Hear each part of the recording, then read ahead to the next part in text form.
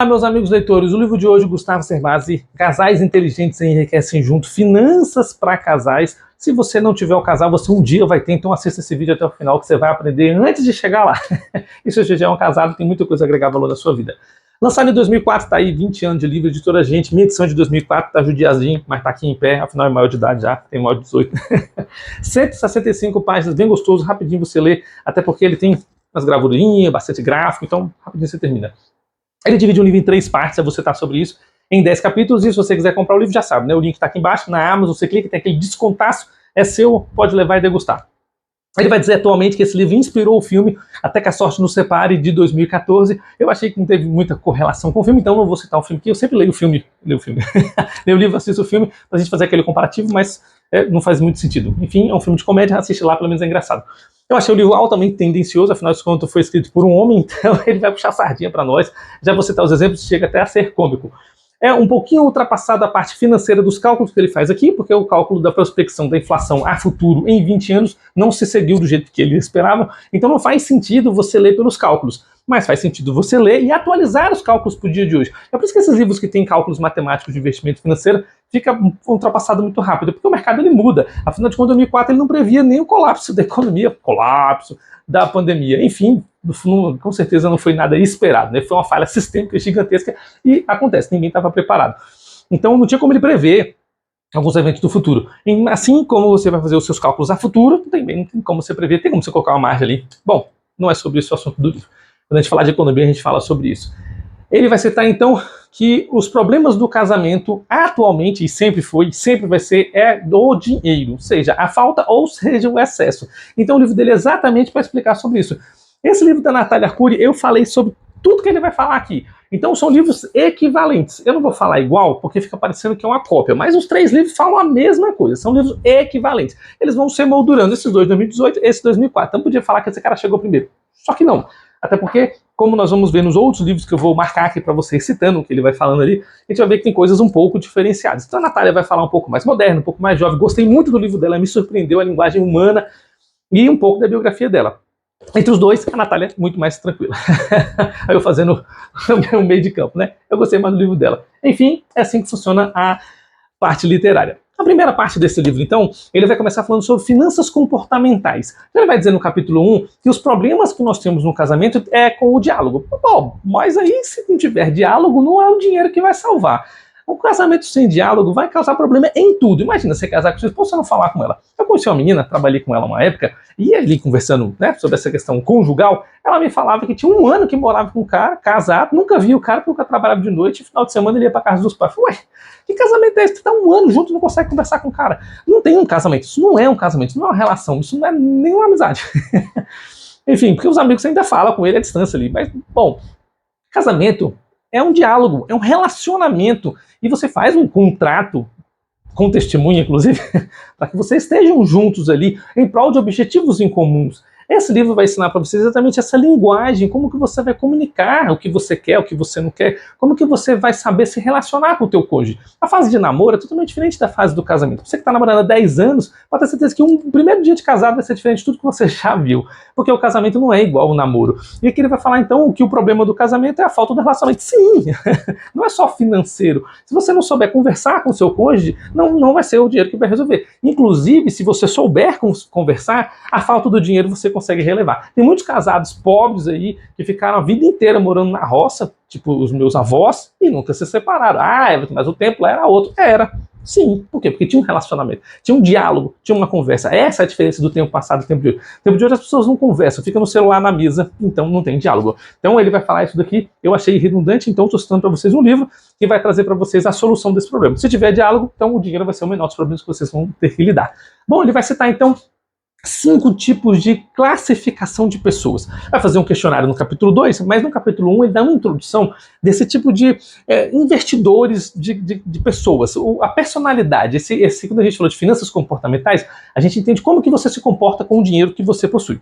Então ele vai citar 5 tipos de pessoas. Eu sou bem avesso a esse tipo de extremismo sobre questionários. Então eu já vou adiantar para você que você não precisa se identificar em um especificamente. É óbvio que existe um nicho de mistura, um pouco mais de um pouco menos de outro. Entendeu? Então eu vou explicar para você. Ele vai falar que existem uns poupadores, ou seja, você é um cara que poupa dinheiro. Não quer dizer que você seja um poupador compulsivo o tempo todo. Se você for um leitor, por exemplo, você vai gastar dinheiro com o livro, e muito mais do que o teu cônjuge que não é um leitor. Como é que você seja poupador? Em algum momento você vai gastar o teu recurso com alguma coisa que você queira. No caso dos livros, se você é um colecionador de carros, se você gosta de carro antigo, aquela relíquia, mesmo que seja poupador, em algum momento você vai gastar com relíquia, entendeu? A minha mulher, por exemplo, ela é colecionadora de sapatos. Às vezes eu acho que ela é um centopeia. Brincadeira. O segundo tipo de pessoa é o gastador. O gastador é aquele que gasta dinheiro com tudo que veio. Ele não tem controle. O dinheiro que cai já vai embora. Ele não tem controle com o dinheiro que ele tem porque ele gasta compulsivamente com tudo que ele quer o tempo todo. Essa é a minha filha de 9 anos. O dinheiro caiu, a mesada caiu na conta, já era. Pai, vamos no shopping. E já foi o dinheiro embora. Os descontrolados são aquelas pessoas que elas não têm controle algum do dinheiro que tem. Ela não sabe quanto que entra e quanto que sai. Às vezes ela é até poupadora, mas ela não tem controle. Ela é muito parecida com o desligado. O desligado ele até poupa. O desligado já é mais controlado do que o descontrolado, porque o desligado ele até poupa. Só que ele não tem controle de onde ele investe. Ele bota debaixo do colchão, ele guarda na gaveta. Ele não sabe nem onde está. Eu trabalhei com uma colega uma vez, eu e minhas histórias. E ela falou assim, vai lá no meu carro e busca um dinheiro que está no tapete. Quando eu fui lá de uma montanha, eu falei, rapaz, como é que você guarda esse tanto? Devia ter uns 10 mil ali dentro do carro. Ah, porque eu não tenho tempo de botar no banco. Olha, então assim, são pessoas desligadas, é assim, tem muito dinheiro jogado. Enfim, é assim que funciona. E o último, os financistas. Eu já fui uma pessoa altamente gastadora. Por quê? Nunca lidei com dinheiro. Aos 18 fiz o meu primeiro emprego, ganhava R$100 por mês para dar aula e simplesmente gastei tudo com pizza com os amigos. E os amigos, cadê? Que vem nós nada, né? Só o vosso reino. E eu aprendi com os anos que se não fosse uma pessoa controlada, organizada e financeiramente, no caso aqui o financista, eu não ia conseguir conquistar nada na minha vida. Então eu creio que você também pode passar de um ponto para o outro. Assim como eu era gastador e passei a ser financista, você pode deixar de ser controlado para ser financista. Enfim, se você entender como você funciona, você pode alterar para ser aquilo que você quer. E lembrando mais uma vez que ninguém precisa ser exclusivamente um. Por mais que eu seja organizado nas finanças hoje, não quer dizer que eu não seja um gastador em alguma área, que eu tenho que ter o meu controle. Muitas vezes chegar para o cônjuge, olha, quando eu for na livraria, ele me segura. Uma dica que eu dou, por exemplo, é nunca ir no mercado com fome. Eu sou gastador se eu estou com fome. Eu quero comer a primeira coisa que eu vejo pela frente e saio pegando tudo de gostoso. Não é doce, que de doce eu não gosto. Mas eu pego aquele prato que eu vou fazer assim, eu pego aquele ingrediente que eu vou fazer assado, e quando chega em casa tem 15 pratos diferentes e naquele dia eu só vou executar um. Então a minha esposa já sabe, ela vai no mercado na frente, eu só vou atrás para poder controlar. Capítulo 2 ele vai falar sobre planejamento, então. Ainda no capítulo 1, rapidinho, ele coloca um negócio que eu achei muito legal, ele coloca o tipo conjugal aqui. Ele vai colocar, por exemplo, o gastador casando com o poupador casando com o financista casando. Achei interessante essa parte da junção das finanças, mas a partir do momento que você entende que você pode mudar, e quando você está num casamento junto, você vai ter essa relação entre os dois, o problema financeiro só vai existir se você não tiver um diálogo, como eu já citei do Gary Chapman, tá bom? Porque mesmo que ele coloque essa mistura conjugal aqui, não é isso que vai dar fim no teu casamento. O que vai dar fim no teu casamento é, de fato, a falta do diálogo. Porque a minha esposa sempre foi descontrolada e desligada. Às vezes mais desligada do que descontrolada. E até hoje ainda é assim. Mas, enfim, a gente conseguiu se organizar para a gente ter aquilo que a gente queria. Quando eu casei, esse exemplo é importante, a gente pediu demissão do emprego, casei com 21 anos, e a gente ficou 6 meses desempregado para casar. Olha que desvio que ninguém aconselhou. Em 6 meses a gente estourou tudo que podia estourar de cartão de crédito, cheque especial, tudo que podia, porque a gente tinha que viver. Eu casei naquele modelo clássico, tinha que ter casa, tinha que ter carro, e as condições financeiras não eram super abundantes, então a gente se endividou. Com 6 meses eu devia mais de 15 mil. Quando a gente voltou para o mercado de trabalho, que eu pude botar em ordem, eu levei 3 anos para organizar o meu financeiro. Então, assim, foi algo bem difícil, mas foi nessa dificuldade, nessa adversidade, como disse Sêneca, que eu adquiri essa virtude de me tornar uma pessoa financista. Legal, né? São essas adversidades que fazem a gente pessoa melhor. Então, independente do que ele coloca aqui como conjugal de um ou de outro, você pode sim aprender e mudar. A minha esposa, ela tinha o dinheiro dela, eu tinha o meu dinheiro. Ela simplesmente gastava com as coisas supérfluas, roupa, supérfluas assim, né, que não são imediatas. Ó, roupa, lazer, guloseimas, e eu gastava com conta de casa, água, luz, energia, comida, o básico. Um dia ela chegou, amor, eu quero uma vida melhor, quero um carro melhor, quero uma roupa melhor. Eu falei, olha, então a gente vai ter que administrar melhor as finanças. Eu não entendia quase nada disso. Eu falei, toma aqui meu dinheiro, toma aqui meu salário, tá aqui meu cartão, tá aqui minha conta, se vira. Chegou no final do mês, ela, mas esse dinheiro não dá para pagar as contas. Eu falei, então, é isso que eu vivo? Ela falou, então vamos fazer o contrário, faz você. Você é melhor com matemática do que eu. Então eu aprendi, eu pegava parte do salário dela, não pegava tudo, porque enfim, mulher tem alguns gastos íntimos ali que não precisa acertar, eu acho que é necessário que ela tenha o dinheiro dela, mas ela me passava. E assim a gente conseguiu em 3 anos concluir todos os pagamentos das contas e superabundar. Sobrou dinheiro que a gente já não sabia mais nem o que fazer. E aqui nesse livro, justamente, a gente vai falar um pouco quando chegar nessa parte, beleza? O que você vai fazer quando superabundar? Então, no capítulo 2, ele vai falar sobre você fazer esses planejamentos e ele vai trazer aqui um questionário com 10 perguntas para você entender que colocação que você está nessa parte da poupança. Os questionários da Natália Arcuri são um pouco mais interessantes, um pouco mais abrangentes, você consegue descontrair um pouco. Ele achei o questionário dela um pouco mais humano. O dele aqui é mais técnico. Então, assim, tá aqui no livro, você pode fazer o questionário dele para você entender que colocação que você está desses poupadores, gastadores e qual a colocação que você está.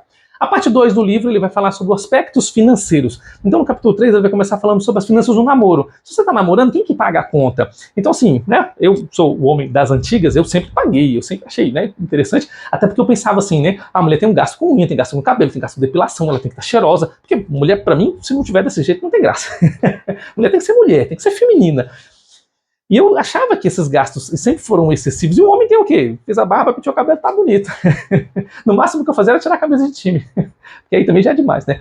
Mas à medida que você vai crescendo, você tem um gasto com o carro. A manutenção do carro é muito mais cara do que a manutenção do corpo da mulher. Por exemplo, a revisão do carro deu R$2.000 esse mês. Como é que faz? E a mulher não gastou R$2.000 de cabelo. Bom, você bem que tem cabelo muito mais caro que isso. Bom, aí a parte masculina do livro que eu vou falar é exatamente essa. Ele vai falar, por exemplo, que entre pagar um restaurante para se divertir, curtir a noite e depois ter um final com sexo, por que não corta logo direto pro sexo?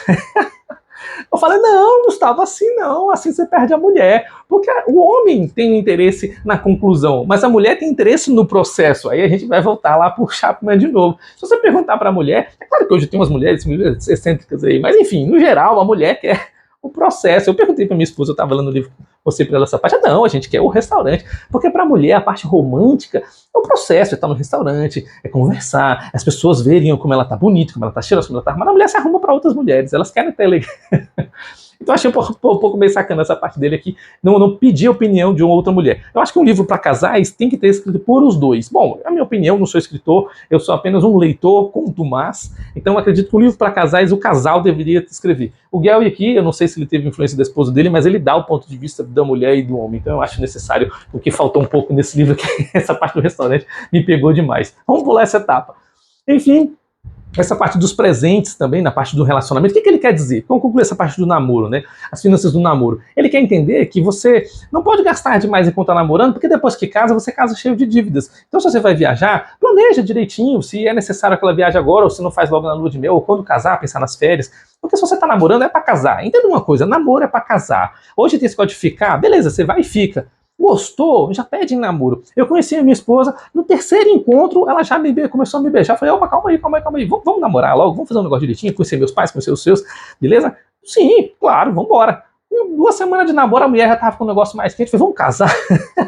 Vamos casar? Eu sou menino de Jesus, vamos casar. A gente faz tudo direitinho. Pô, em menos de 1 ano a gente namorou e casou e estamos aqui, fazendo quase 16 anos de casado. Por quê? Porque eu já tinha um planejamento dentro da minha vida. A ideia dele, por que eu estou dando meus exemplos? Porque é justamente a minha vida conjugal. E você, se você quiser dar o seu, por favor, escreva nos comentários. Vai ser um prazer te conhecer.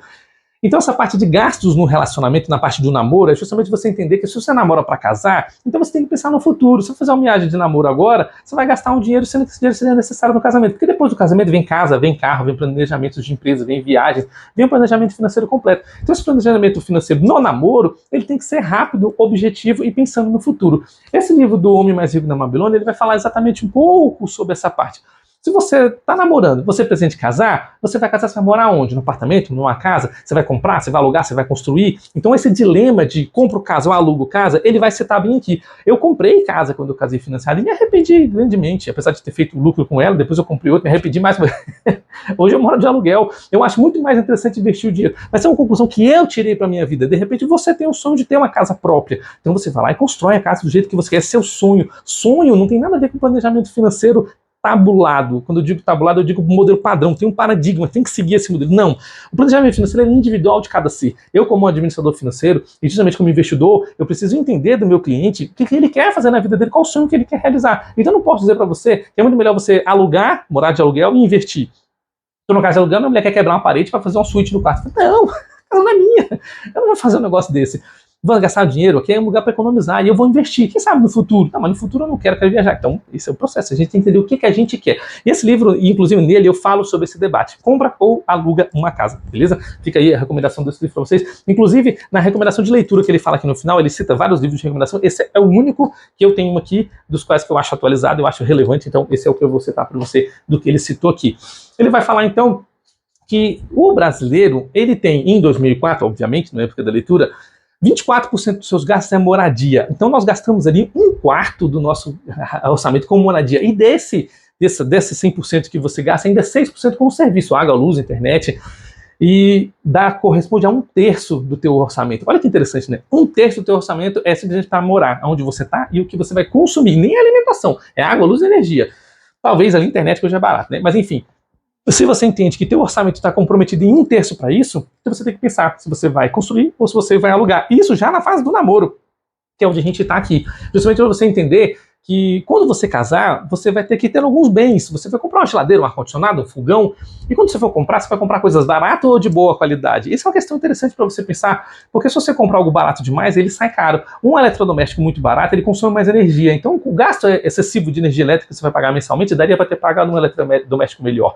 Entendeu? Então, às vezes, um produto um pouco mais caro, eu falo isso para todas as pessoas que eu recomendo, né? Às vezes, um pouco mais caro, você economiza a longo prazo, até na manutenção. Um carro importado, ele quebra menos, apesar dele ser mais caro no início, do que um carro popular que quebra todo mês. Então você tem que refletir sobre essas coisas com o teu cônjuge, porque na fase do namoro já é, mais uma vez reiterando, pensando em casar, beleza?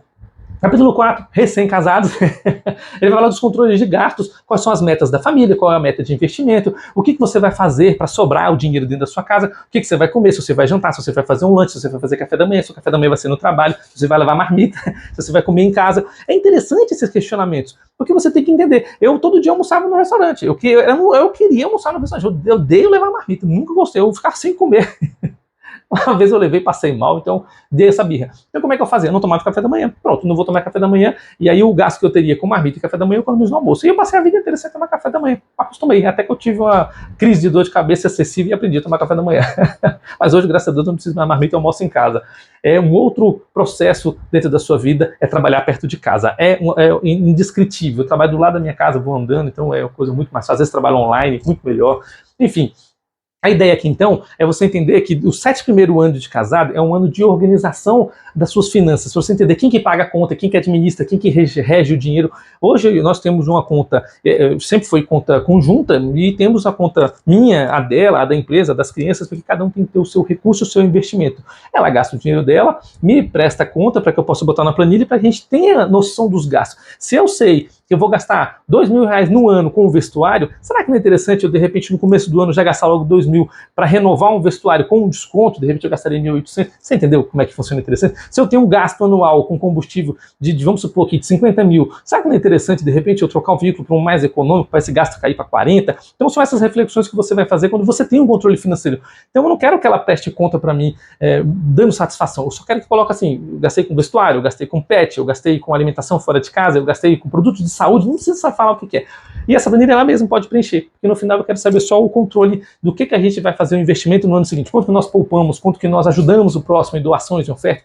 Então essa parte do casal é muito importante. Eu li esse livro justamente para falar isso para vocês, trazer esse conhecimento extra de como funciona essa parte do casal. Até porque o Homem Mais Rico da Babilônia vai trazer dicas para você de como que você vai poupar o dinheiro. Se você não for superavitário, como é que você vai guardar o dinheiro para poupança? E aí entra aquele outro problema. Se você está endividado, como é que você vai fazer para poupar? Como é que você faz para você quitar a dívida? Então eu trouxe várias dicas desse livro de como você fazer isso. Ele só pincela que eu trouxe um pouco mais profundo. A ideia é assim, você poupar um pouco todo mês para aquela emergência que pode acontecer, mas sempre pagar suas dívidas.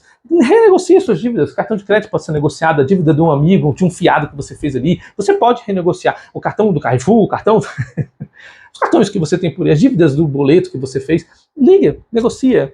Olha, posso pagar para você tanto por mês? E seja fiel, essa é a parte importante. Como eu estava atolado em dívidas, eu negociei com os meus credores. Falei, olha, eu posso te pagar R$50 por mês, é o que eu consigo. É melhor 50 do que nada. Tem gente que tem 10 anos na dívida. Se tivesse pagado R$10 por mês, já tinha quitado a dívida há muito tempo. Enfim, capítulo 4 vai falar sobre isso. Capítulo 5, então, vai falar sobre os filhos nas finanças, ou seja, teu casamento agora prosperou e você tem crianças. Então, como é que você vai fazer com a faculdade deles? Ele vai citar um exemplo que se você guardar R$ 50 da data de nascimento do teu filho até os 18 anos, você vai ter ali entre 30 e 40 mil reais investido a 1% a taxa de juros e a inflação. Não vou citar aqui, porque, enfim, daqui a 18 anos, eu não sei como é que vai ser a inflação. Ele cita e faz o cálculo, não faz sentido nenhum. Mas a gente entende que R$ 50 poupados todos os meses, durante 18 anos, certamente paga uma faculdade. Talvez não pague medicina, né, porque é milionário, mas paga uma faculdade padrão. E vai que você dá a sorte do cara passar na federal. Esse dinheiro já vira o carro do garoto. E, de qualquer forma, vira uma reserva de emergência a longo prazo, né? Mas investir nos filhos, além de dinheiro, é principalmente educação. E educação dos filhos é exemplo dentro de casa. Ele vai citar um termo aqui que eu achei gostoso de citar, que é a guloseimas do mundo. Deixa para você apresentar para o teu filho as guloseimas do mundo na idade discernente com isso. Por exemplo, você quer dar para o teu filho sempre roupas de marca. Aí tá um moleque de 5 anos com um iPhone. Ok. Quando ele tá com 12 na adolescência, ele não quer usar um Galaxy A, um Xiaomi. Ele quer um iPhone, porque ele já sempre sustentou o iPhone.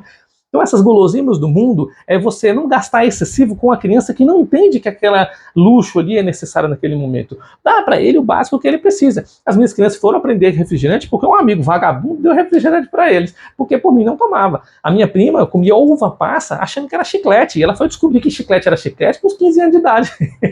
Meu tio é um excelente educador, amei essa dele do chiclete.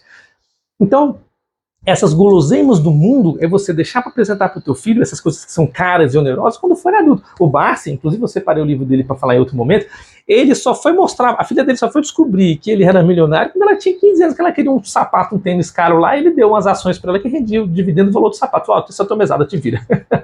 Essa página da mesada, inclusive, a gente vai falar também, porque é importante que as crianças tenham conhecimento financeiro no gasto familiar. É importante que elas entendam como funciona o gasto familiar. Aqui as minhas filhas têm a mesada para ajudar nas tarefas domésticas. E quando elas ajudam nas tarefas domésticas, ela tem. Quando elas não ajudam, é descontado. Não como modelo punitivo, mas para ela entender que o mercado de trabalho, se ela falta, é descontado o trabalho dela. Agora, como modelo assertivo. Olha, pai, eu fui destaque na escola, todas as minhas notas foram notas acima de 8, parabéns. Então vamos comemorar, ou a gente sai, eu faço remunerado. Porque ela tem que entender que você recebe um extra quando você faz um trabalho excelente acima do necessário. Isso é legal. Ninguém precisa ser nota 10, mas você estar acima da média é sempre favorecido. Isso no trabalho também é assim. Se a tua empresa não comemora e não faz essa participação, você pode procurar um lugar onde o teu trabalho seja favorecido e remunerado extra, como você faz melhor. Isso é bem interessante. Essa questão da mesada faz com que a criança entenda como funcionam as coisas. Nós vamos no mercado, e não é que o dinheiro está restrito, o dinheiro está organizado.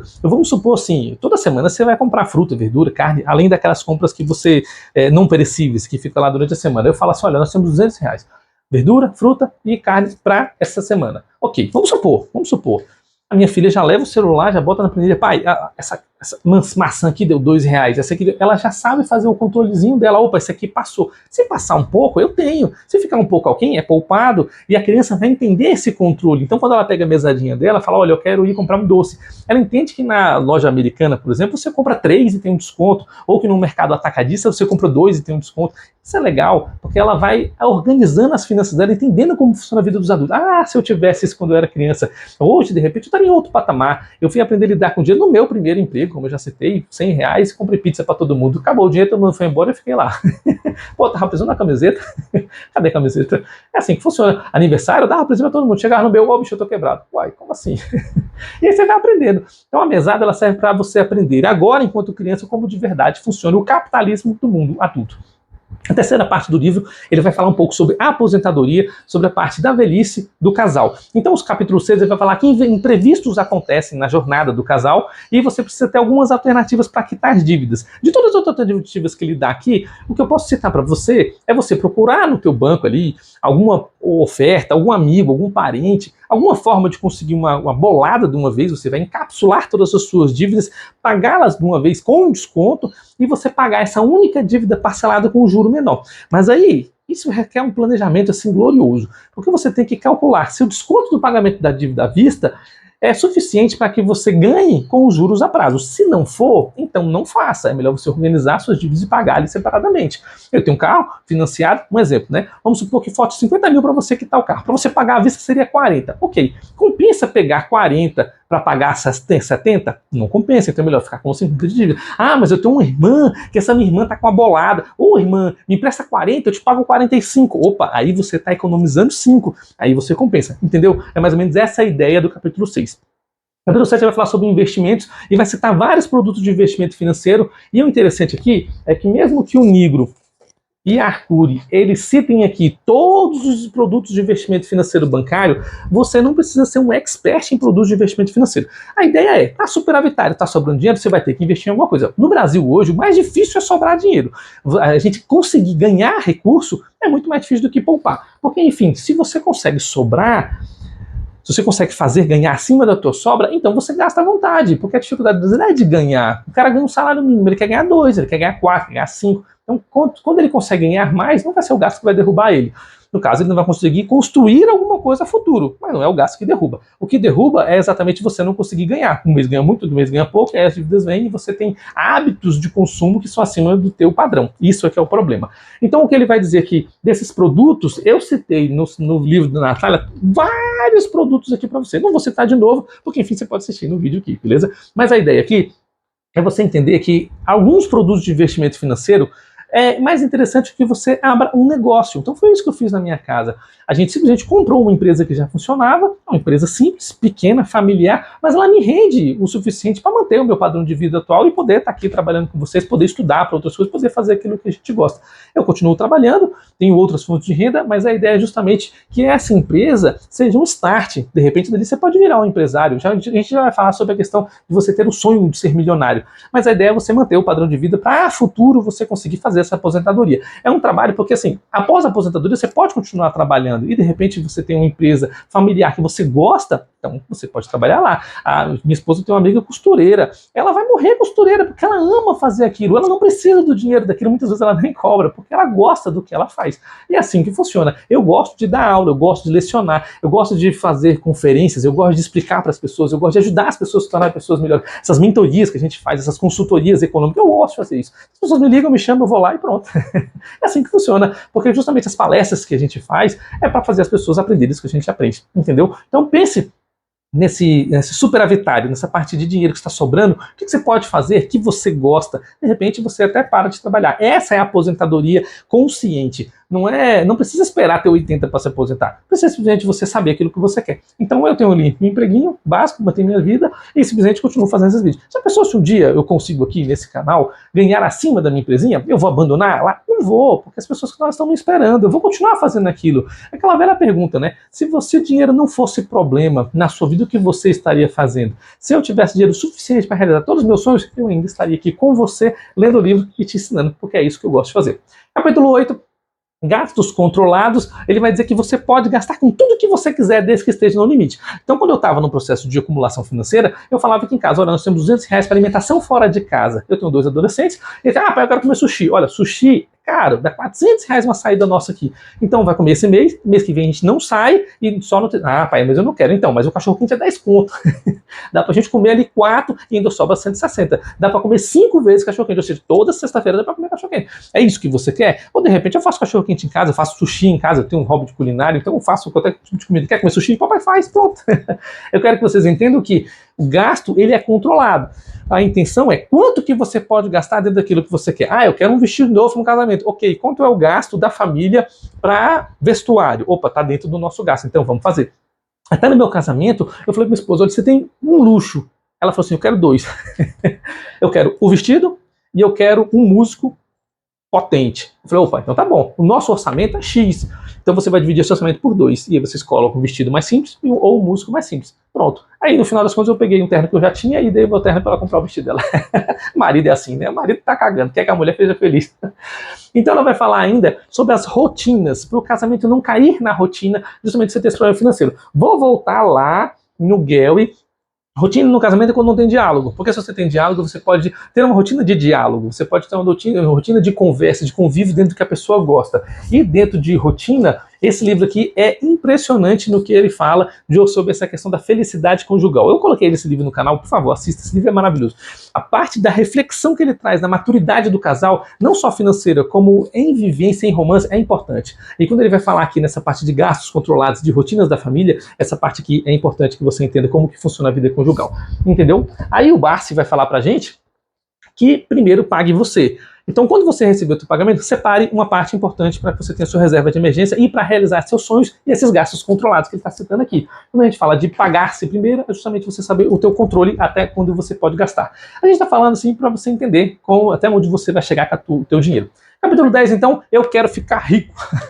Se teu sonho é ficar rico, milionário, essas dicas servem para você até determinado ponto. Porque às vezes a pessoa quer usufruir da sua vida enquanto está vivo, porque não sabe se vai chegar até o final. Para você ficar rico e milionário, você vai ter que fazer um sacrifício agora, esperando que você tenha um retorno no futuro, sem saber se você vai chegar no futuro. Então, são sonhos. O meu sonho é simplesmente usufruir com a minha família o melhor que eu posso fazer em vida no momento que eu estou, porque eu não sei o dia de amanhã. Mas eu me preparo para a adversidade do dia de amanhã. Não para ficar rico e milionário. Mas se o teu sonho é ficar rico e milionário, então o sacrifício que você vai ter que fazer é maior. Tanto que o sacrifício do Barsi é até hoje. O cara ganha 1,5 milhão por dia e tem uma vida simples. E o sonho dele era fazer grandes dividendos. E ele realiza o sonho dele. Pronto, ele está feliz. Essa felicidade que ele está citando aqui é exatamente essa que o Barsi já tem. Ele quer aquilo que ele conquistou. E o capítulo 10 vai falar nisso. Se é isso que você quer, então que você se prepare para isso. E ele vai concluir magistralmente, assim como a Arcuri também termina o livro dela, falando sobre ajudar os pobres, os necessitados, as ofertas e as doações. Então, se você tem na sua igreja ali aquele dízimo, aquela oferta, e você sabe para onde aquele dinheiro está indo, você participa da parte filantrópica do teu ministério, bacana, se envolva. Por que eu estou dizendo isso? Porque muitas vezes é dito que eu tenho dinheiro, mas eu não tenho tempo. Eu vou pagar o seu tempo para que você vá lá fazer a benevolência para o próximo. Isso é assim, funciona quando você supervisiona. Quando não supervisiona, há um desvio de verba. Então a ideia é que você, gente, participe. Doar o seu tempo para quem precisa é o mais importante. Muitas vezes você doar R$200 para uma casa de idoso não faz nem uma cosquinha na necessidade que o idoso tem de ter a sua atenção. Às vezes uma casa de deficiente mental que quer apenas que você vá lá. Às vezes um hospital que você bota o nariz de palhaço, faz um monte de piada, alegra o dia da pessoa muito mais se você tivesse dado R$1.000 para ela. Então às vezes o teu dinheiro não compra a felicidade. O teu dinheiro traz a felicidade através das atitudes que você tem usando o recurso que você está disposto a ofertar. Beleza? Foi mais um livro bem interessante.